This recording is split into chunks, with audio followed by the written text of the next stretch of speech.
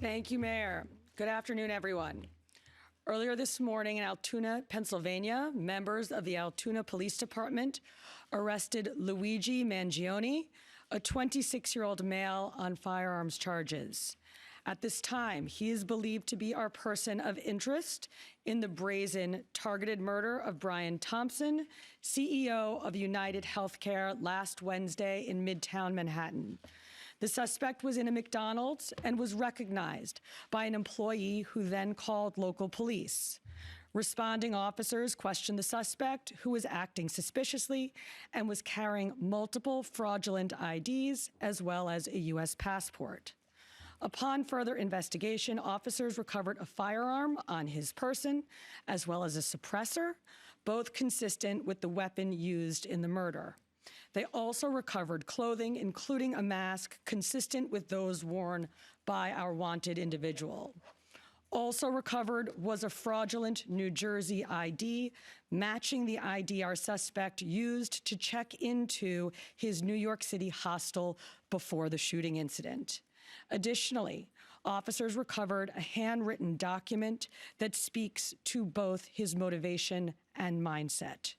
NYPD detectives are en route to Pennsylvania as we seek to interview the subject further. This apprehension is thanks to the tireless work of the greatest detectives in the world, and of course, the strong relationships we have with our local law enforcement partners. On every level, local, state, and federal, we all serve the same public safety mission.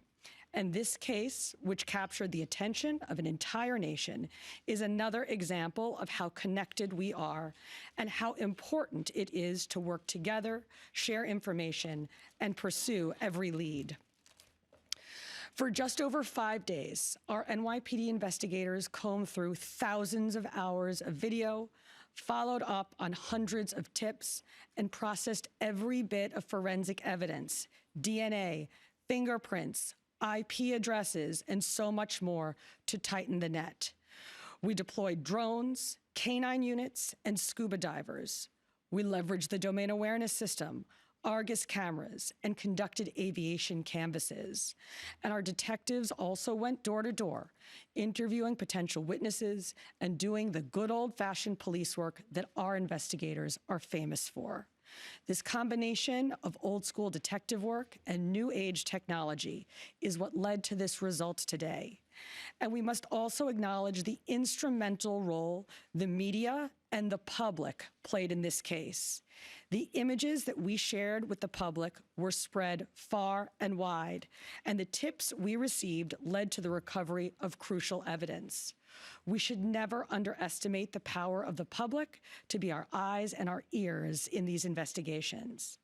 This is the third time in 3 weeks that a member of the public has seen something and said something and done something that led to a high-profile arrest.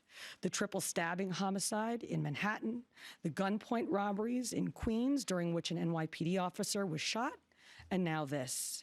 Now, the case will continue through the criminal justice process, and while we are proud of today's accomplishment, we must, of course, remember that a family is in mourning.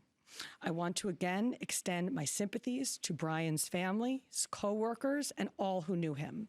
Finally, I want to thank the women and men of the NYPD, especially our Detective Bureau personnel, with a strong assist from our intelligence analysts. We also thank the SAC of the FBI's Criminal Investigative Division, Leslie Rodriguez-Bekshies.